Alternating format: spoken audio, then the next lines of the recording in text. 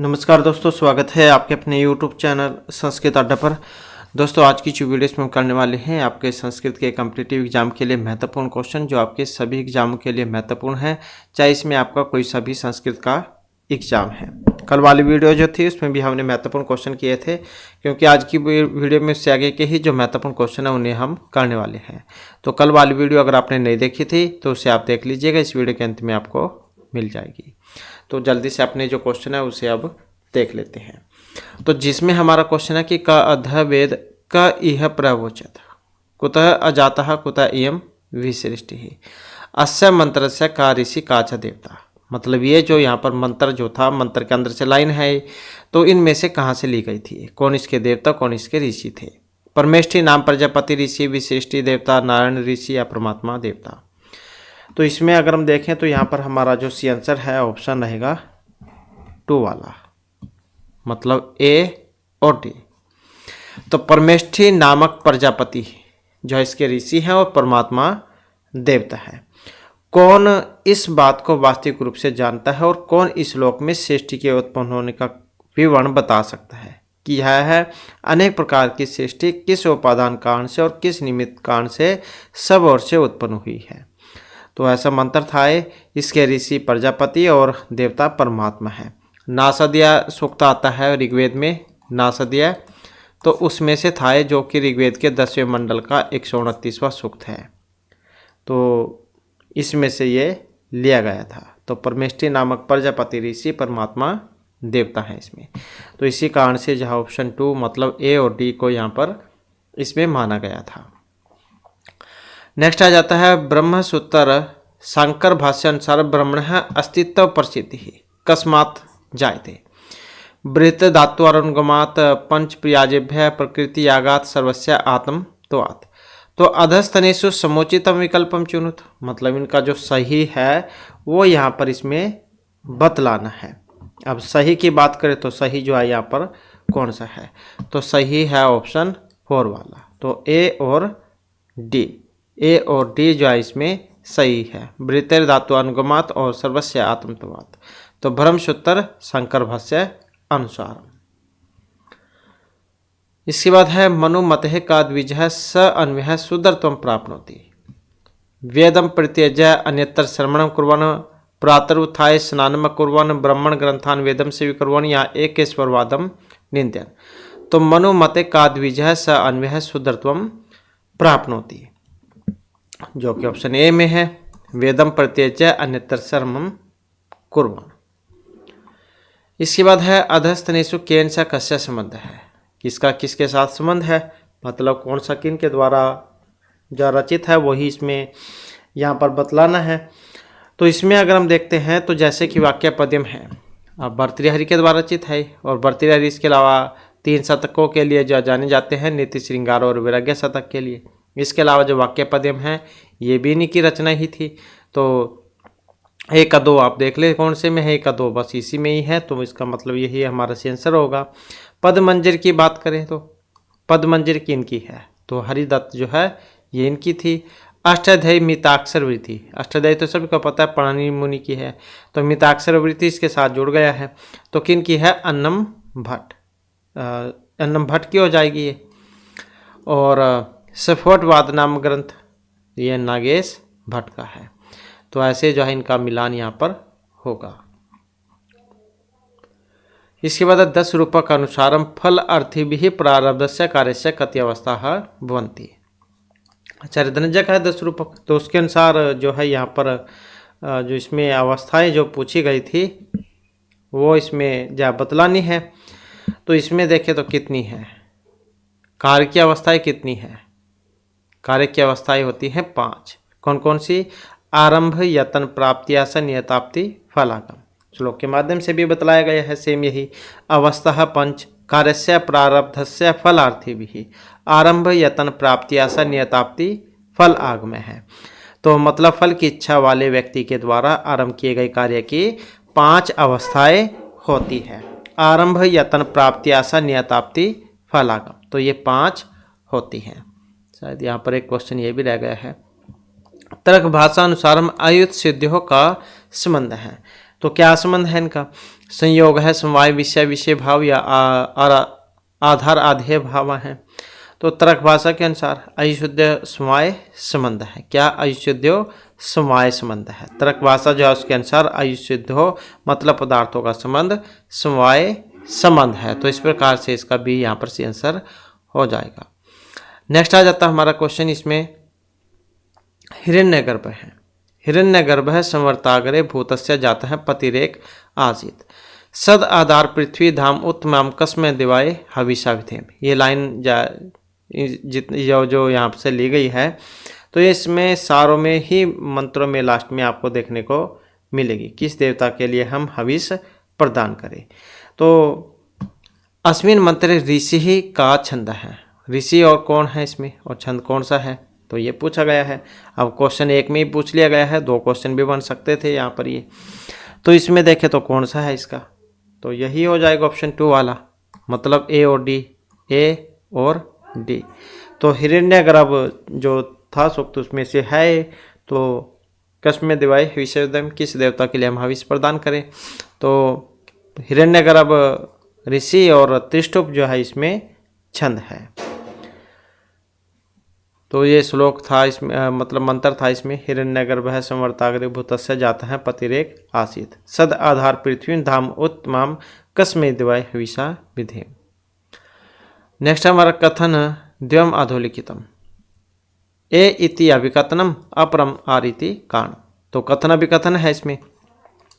तो अभिकथन ए को अगर हम इसमें लगाएं तो मंत्री भी स्त्री भी चतुर्भी अपह समंत्रित, और इसका कारण इसमें बतलाया गया हार में एकानार्थ कृच्छेषु निश्चयम न अधिगच्छेत द्वाभ्याम मंत्रियमाणो द्वाभ्याम संहिताभ्याम अवगृह्यते विगृहीताभ्याम विनाशते तथा परेषु कृच्छेण अधनिश्चय गम्यते।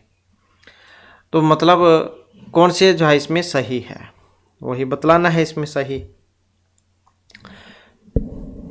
तो यहाँ पर अगर हम सही को देखते हैं तो ऑप्शन 2 है इसमें। अब ऑप्शन 2 में क्या है, मतलब ए और आर उभयम सत्यम इति उचितम कारणमस्ति ए इत्यस्य, मतलब दोनों ही सही है। ये जो है इसके बारे में सही बतला रहा है। मनुः मतेर अधियमान है विप्रह की दृश्यम भवति काष्ठ्यमान हस्ति चर्मणि हो शक्ति में गति में है। तो मनु मत है अध्ययन है विप्रह की दृश्यम भवति, तो जो कि ऑप्शन 3 में है, मतलब सी और ए यही है इसमें। काष्ठ्यम हस्ति और चर्म्य हो मृग है, तो जो आचार्य मनु है उनके अनुसार।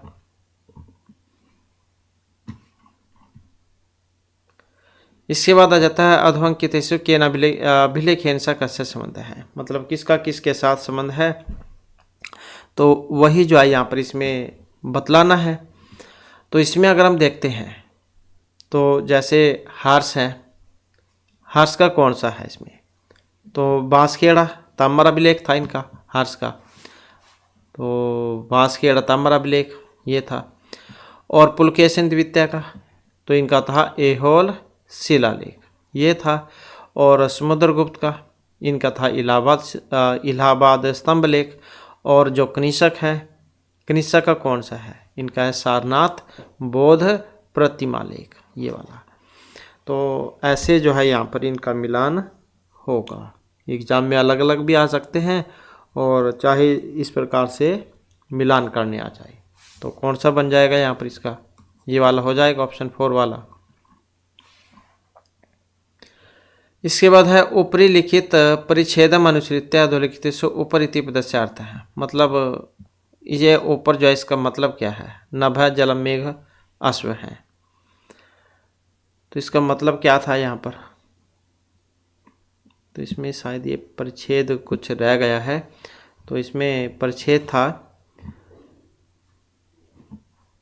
तो इसका जो मतलब था यहाँ पर ये मेघ से था, जो कि ऑप्शन बी में है। ऊपरी लिखित परिच्छेदम अनुसृत्य अधोलिखितेषु अनुपा इति पदम के साम विशेषणम अस्ति। अनुप किसके लिए आता है तो वो बतलाना था इसमें। तो यहाँ पर अगर हम देखते हैं तो अनूप जो है इसका संबंध था ऑप्शन डी से, मतलब वायु आदित्य पर्जन्य नाम। तो इसके बाद क्वेश्चन है कि अधोंकितेषु नागेश भट्टस्य ग्रंथ नास्ति। नागेश वर्जन का ग्रंथ नहीं है इसमें। अब ये प्रदीप होता है माधवीय धातुवृत्ति ही बृहत शब्द इंदु शेखर है या लघु शब्द इंदु शेखर है। तो कौन सा नागभट्टेश्य ग्रंथ इसमें मतलब नहीं में पूछा गया है, तो ये वाला ऑप्शन सी वाला माधवीय धातु वृत्ति ही, तो ये इनकी रचना नहीं है। जबकि प्रदीपोद्योत बृहत शब्द इंदु शेखर लघु शब्द इंदु शेखर ये इनकी रचना है, क्योंकि ये जो माधवीय धातु वृत्ति जो थी ये आचार्य सायण की थी। सायण आचार्य जो है ये इनकी रचना है, और सायण ने अपने भाष्य को माधवीय वेद अर्थ प्रकाश इस नाम से अभिहित किया था।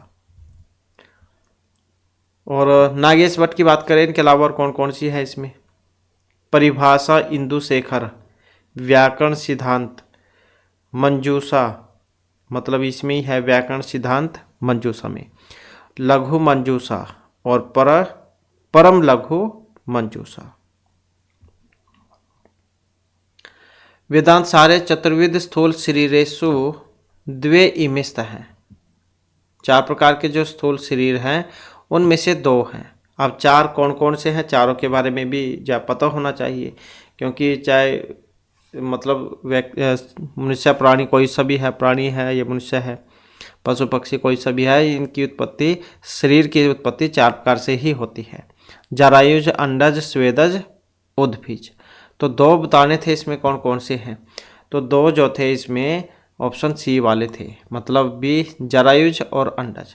अब जरायुज क्या था, जरायुज थे जैसे कि मनुष्य से मनुष्य उत्पन्न होते हैं ऐसे, और अंडज जैसे ये पक्षी हो गए कुछ, तो ये पक्षी हो गए, इनसे अंडे से उत्पन्न होते हैं। स्वेदज जैसे कि जुआलिक हो गई है, तो ये पसीने से उत्पन्न होती है। और उद्भिद जैसे कि पेड़ पौधे हो गए, भूमि से उत्पन्न होते हैं। तो इस प्रकार जो है स्थूल शरीर की उत्पत्ति 4 प्रकार से ये मानी गई थी, 2 इसमें यहाँ पर दिए गए हैं। नेक्स्ट है अधस्तनेषु का द्वयो संबंध है।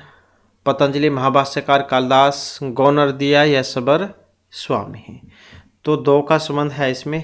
तो वो कौन से हैं, तो यही है ऑप्शन ए वाले, ए सी यही है, क्योंकि जो ये पतंजलि मुनि जो है महाभाष्यकार, इनका संबंध था एक गौनर्द से, और पतंजलि इनका व्याकरण महाभाष्य भी है।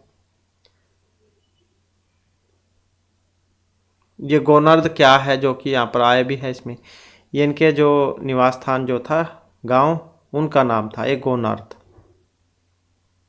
और क्या क्या कहा जाता है इनको, ये भी क्या इसको ये भी, क्योंकि आपने देखा भी होगा कई व्यक्ति हैं जिनको उनके गांव के नाम से भी जानते हैं। गौनर्दीय कह देते थे इनको, गौणिक पुत्र भी कह देते थे, नागनाथ भी कह देते थे, अहिपति भी कह देते थे, और चूर्णिकार भी इनको कहा जाता था। तो ऐसे बहुत सारे नाम थे इनके। इसके बाद मनु मते शंभु गवान व्यक्त है किमिदम व्यंजन प्रादुरासीत। ज्ञानमिदम ज्ञानम जगतम या तमम इदम। मनु जो है उनके अनुसार, तो इनके अनुसार अगर हम देखें तो ऑप्शन बी है हमारा, जगतम इदम, मतलब तब जो इंद्रिय से प्रत्यक्ष न हो ऐसी सृष्टि की रचना करने में समर्थ, अपनी इच्छा से शरीर धारण करने वाले और प्रकृति के प्रेरक भगवान आकाश आदि महाभूतों को प्रकाशित करते हुए प्रकट हुए। नेक्स्ट है एत्यो अलंकारी उपमान उपमेय भवता है, तो कौन सा है जिसमें उपमान उपमेय ये होते हैं, तो कौन से वाले में होंगे, ऑप्शन बी वाले में, ए और सी में, रूपक और जो ये उत्प्रेक्षा है। रूपक का अलंकार कौन सा होता है इसका लक्षण, तद रूपक भेदो या उपमान उपमेय हो, और उत्प्रेक्षा संभावना मात्र उत्प्रेक्षा प्रकृति से स्वेनियत, तो ये होता है इसका। तो रूपक और उत्प्रेक्षा अलंकार में उपमान उपमेय दोनों होते हैं। नेक्स्ट आ जाता है हमारा क्वेश्चन, और विभावना का, क्रियाया प्रतिषेध्यापी फल व्यक्ति विभावना, ये इसका है। और इसका विशेषोक्ति का सती हेतु फल अभावे विशेषोक्ति ही तथा द्विविधा, ये इसका है।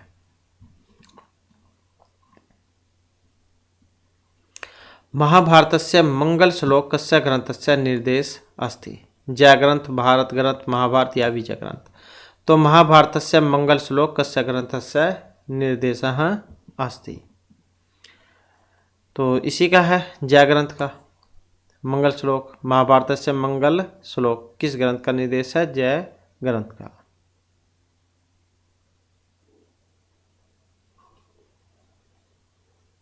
पहले महाभारत जो थे इसका मूल रूप जय संहिता था, फिर भारत बना, फिर महाभारत। क्योंकि उस टाइम में जब इसका नाम जय संहिता था 8800 श्लोक थे इसमें, फिर भारत हुआ, फिर 24,000 हो गए, फिर महाभारत बन गया, फिर इसमें 1,00,000 हो गए, 18 पर्व।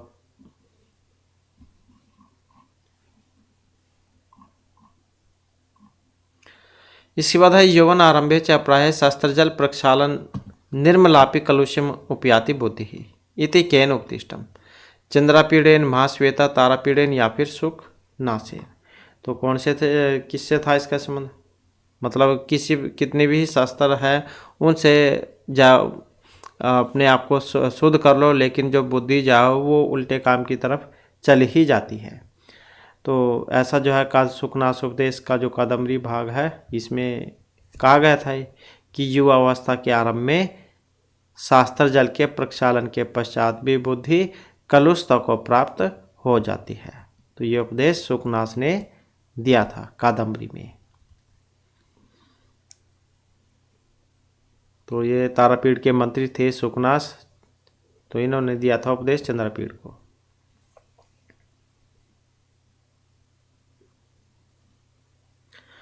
नेक्स्ट आ जाता है हमारा क्वेश्चन, और इसका संबंध फिर जो है इनमें से कौन से था? तो क्योंकि सुखनाश ने दिया था।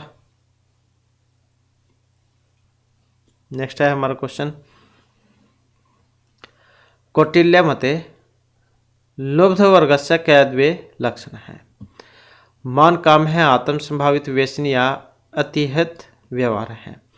तो सही जो है इसमें बताना है कौटिल्य के मत के अनुसार लुब्ध वर्गस्य कैद्वे लक्षण।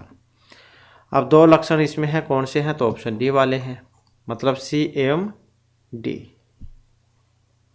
तो अब सी और डी कौन से हैं इसमें? व्यसनी, और डी है अतिहित व्यवहार, ये वाला।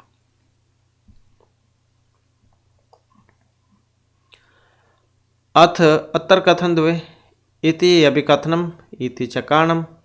अभिकथनम पाणिनेष्टाध्यायी आदौ 14 सूत्रेषु वर्णोपदेश विद्यते। और इसका कारण आर में बताया गया है कि वृत्ति समवाय अर्थ है, अनुबंध कारणार्थ है, इष्ट बुद्धि अर्थम च। अब क्या ये दोनों ही बातें यहाँ पर सही है?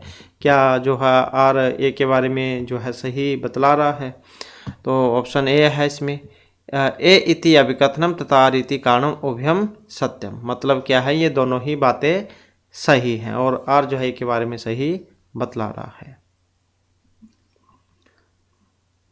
केन सा कस्य संबंध है? तो किसका संबंध किससे है, कहाँ से ली गई थी, वही बतलाना है इसमें। अब जैसे महर्षि भारवी है, किरातर्जुनीम था इनका, बस एक ही। तो किरातर्जुनीम की सूक्ति देख सकते हैं, कौन सी है? ये है सहसा विदित न क्रिया विकय परमापदम पदम। ऐसी सूक्ति आती है। हमें कोई भी काम जो है वो बिना सोचे समझे नहीं करना चाहिए, उसके ऊपर अच्छी प्रकार से सोच विचार करना चाहिए, उसके बाद ही काम शुरू करना चाहिए, नहीं तो फिर बाद में जो आपको हानि उठानी पड़ सकती है। ऐसी ही बात है। अब माघ है, जैसे माघ इनका भी एक ही था, शिशुपाल वधम 20 सर्गों में। तो इसमें कौन सी आई थी? इसमें आई थी ये वाली घृतो मारियान परिचर्या मुह महा अनुभव ही नितांतमर्थी न, ये वाली। और कालिदास के तो बहुत सारे काव्य हैं, तो इसकी थी ये वाली सर्व है कांतम आत्म्यम पश्यति। और महर्षि बाणभट्ट की कौन सी थी, जो कि एक फिर इसमें बच गई, कुरु उपदेशम नाम पुरुषानाम अखिल जन प्रक्षालम। ये जो कादम्बरी जैसे के ऊपर क्वेश्चन आया था, तो एक कादम्बरी में से थी। तो ऐसे जो है इनका मिलान यहाँ पर हो जाएगा। तो आप इसमें आप देख ही सकते हैं। तो कौन से वाला इसका सी आंसर बनेगा। इसके बाद आ जाता है यहाँ पर भी ये कारक प्रकरण जो है उसमें से है, कारक में से, तो इसमें भी बतलाना है कि इसका किसके साथ जो यहाँ पर संबंध था। तो इसमें अगर हम देखें तथायुक्तम च अनिश्चितम, क्योंकि कुछ चीज़ें ऐसी होती है जो न चाहते हुए भी अपने आप ही हो जाती हैं। जैसे गांव अगर कोई व्यक्ति चल रहा है तो उसका पाँव जमीन पर जरूर लगेगा। तो कौन सा था यहाँ पर, ये वाला तथायुक्तम च अनिश्चित का ग्रामम गच्छन तीर्णम स्पृशति। हीनार्थ में तृतीय व्यक्ति भी होती है इसमें, अनुम हरि सुरह द्वितीय भी है, तो ये वाला हो जाएगा। कर्तरी कर्मणो कृति ही, इसका कौन सा था, ये वाला था, जगत है कर्ता कृष्ण है, ये वाला हो जाएगा। और सच भावेन भाव लक्षणम गौसु देवमानेशु गत है, जब गांव का दूध निकाल लिया था ग्वाले ने उसके बाद ही वो गया था, मतलब एक काम क्यों नहीं पर जब दूसरा काम हो तो वहाँ पर लगता है ये। तो इस प्रकार से जो है इसका यहाँ पर मिलान हो जाएगा। तो मिलान करने में आप देख सकते हैं इसका कौन से वाला सी आंसर बनेगा।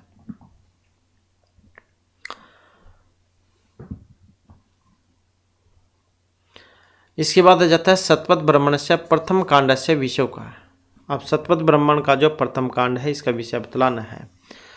तो कौन सा था इसका कांड, सतपथ ब्राह्मण के प्रथम कांड का विषय, तो अग्निहोत्र और पिंड पितृयज, ये वाला था, अग्निहोत्र पिंड पितृयज। अब ए और डी देख सकते हैं कौन से में है, ए और डी, तो ए और डी बी वाले में है। कौन से में आता है सतपथ ब्राह्मणी, ये आ जाता है शुक्ल यजुर्वेद में। और इसके जो रचयिता है वाजस्नेय के पुत्र थे याज्ञवल्क्य, ये हैं। वासनी के पुत्र होने से इन्हें वाजस्नेय कहा गया।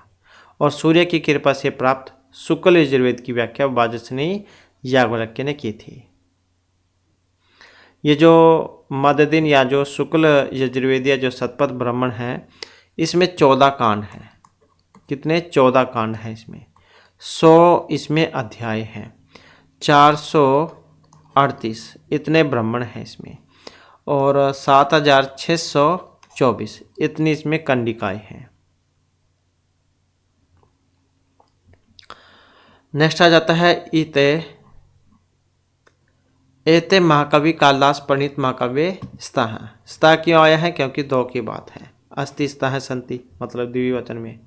तो कौन कौन से हैं इनके, तो बी वाले मतलब ए रघुवंश महाकाव्य भी है इनका, और कौन सा है, अब इसमें तो बहुत सारे हैं, महर्षि कालिदास प्रणीत, लेकिन यहाँ पर महाकाव्य की बात है।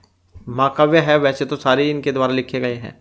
महाकाव्य में कौन कौन सा आता है, एक तो रघुवंश आता है महाकाव्य, और दूसरा कुमार संभव महाकाव्य की श्रेणी में आता है, तो ये है इसमें। और रघुवंश महाकाव्य 19 सर्गों में है, वीररस है इसमें, वैदर्भिरीति का प्रयोग हुआ था इसमें, और 31 जो राजा हुए हैं उनका वर्णन इसमें हुआ है।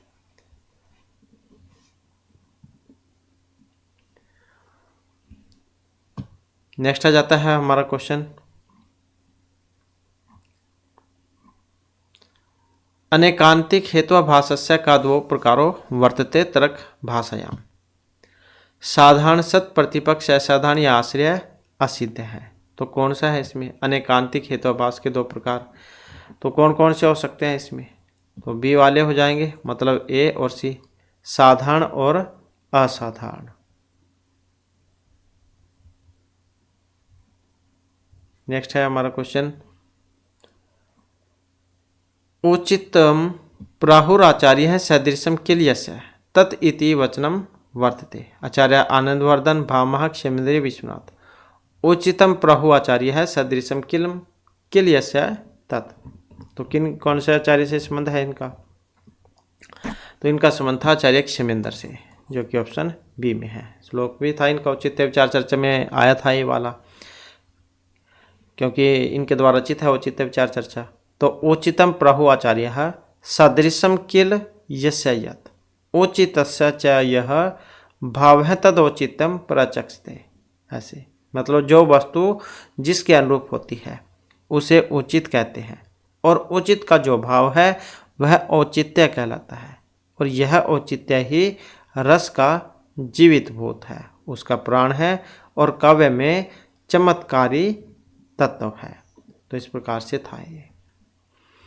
और नंदवर्धन को किसके लिए जाना जाता है? ध्वनि संप्रदाय के लिए काव्यशात्म ध्वनि, ऐसे थे इनका। और भामा को इनको अलंकार संप्रदाय के लिए जाना जाता है। और विश्वनाथ को साहित्य दर्पण इनका, आचार्य विश्वनाथ का वाक्यम रसात्मकम काव्यम, ये का लक्षण है इनके। इसके बाद है कैंसा कस्य संबंध है, तो यहाँ पर भी किसका किसके साथ जो संबंध है वही बतलाना है इसमें। अब जैसे त्रिविक्रम भट्ट है, चंपू काव्य के लिए जान जाते हैं, तो नल चंपू था इनका, ये ऑप्शन ये हो जाएगा 4 वाला। भट्ट नारायण का कौन सा था? भेड़ी संहार था इनका, द्रौपदी की चोटी का संहार करना। विशाखा दत्त इनके द्वारा रचित मुद्राक्षस है, ये वाला मुद्राक्षस। और शुद्रक मिर्च का टिक 10 प्रकरणों में है, रूपक का दूसरा भेद। तो इस प्रकार से जो है इनका मिलान यहाँ पर हो जाएगा। इसमें आप देख सकते हैं इनका मिलान किस तरीके से होगा। नेक्स्ट आ जाता है महाभाष्य अनुसारम कहो देव उचितम संबंध अस्ति, मतलब 2 हैं इसमें, उसका संबंध इसमें बतलाना है। तो कौन से का संबंध हो जाएगा? ऑप्शन सी वाले का, ए और साथ में डी का। दुष्ट शब्द है और विभक्तिम कुर्वन्ति, ये भी श्लोक ही था, उसमें से है। दुष्ट है शब्द है, स्वर्त है, वर्णत व मिथ्या प्रयुक्त है, न तम अर्थम आह स वाग्वज्र है यजमानम हिनस्ति यथेन्द्र शत्रु स्वर्त है उपराधात। क्योंकि इंद्र के जो शत्रु थे उन्होंने क्या किया था, बहुत सारे उदाहरण हैं। तो जैसे कुंभकर्ण ही लगा लो, इंद्रासन मांगने की इच्छा थी, तो लेकिन उन्होंने क्या किया, निंद्रासन मांग लिया था। तो ऐसे जो और भी बहुत सारे शत्रु हैं उनके बारे में बतलाया जाता है। मतलब एक अंक की बिंदी भी कुछ से कुछ करा सकती है। केन सा कस्य संबंध है, तो इसमें भी यही बतलाना है। जैसे संस्कृत भाषा किस में आती है, वेरी वेरी इंपॉर्टेंट है संस्कृत भाषा। तो संस्कृत भाषा जो आती है वो श्लिष्ट संयोगात्मक में आएगी, श्लिष्ट संयोगात्मक। ना आसानी से याद भी रख सकते हैं, देख सकते हैं आप, सा है दोनों, तो एक ये वाला सा हो जाएगा। मतलब ये जो आपका दंत्य सा जो है, से बड़ा सा का देते हैं, तो ये तालव्य सा हो जाएगा 21 वाला सा। संस्कृत श्लिष्ट योगात्मक। हिंदी कौन से में आती है, तो है ये भी श्लिष्ट में, लेकिन ये वियोगात्मक में। हिंदी संस्कृत में से बनी है। और तिब्बती भाषा, तिब्बती हो जाएगी अयोगात्मक, और संथाली भाषा ये हो जाएगी अश्लिष्ट मध्य योगात्मक। तो ऐसे जो है इनका मिलान यहाँ पर हो जाएगा इसमें।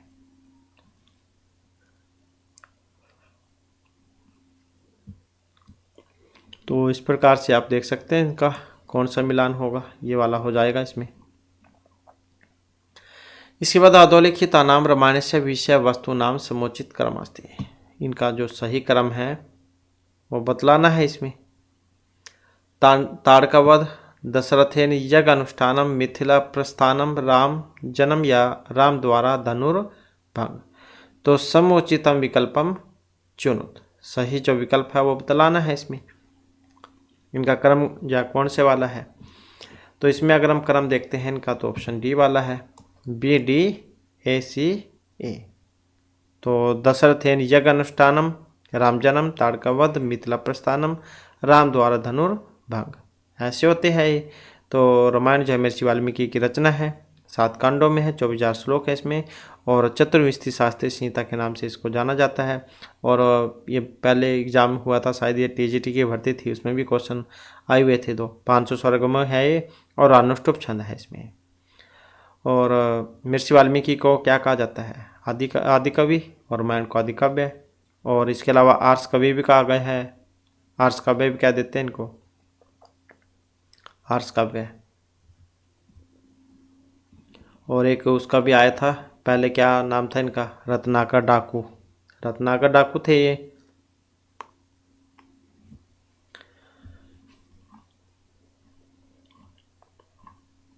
नेक्स्ट है हमारा क्वेश्चन, संस्कृत व्याकरणसारं भवति इति ऐसा का संज्ञा भवति, निष्ठा पदम भ या सर्वनाम स्थान। कौन सी होती है संस्कृत व्याकरण के अनुसार इसकी संज्ञा? तो यहाँ पर अगर हम देखें तो ऑप्शन कौन सा बनेगा, ये वाला हो जाएगा। इसमें भी एक सूत्र आता है शुभ तिगंतम वाला, सुबंत और तिगंत की पद संज्ञा होती है। सुबंत कितने होते हैं?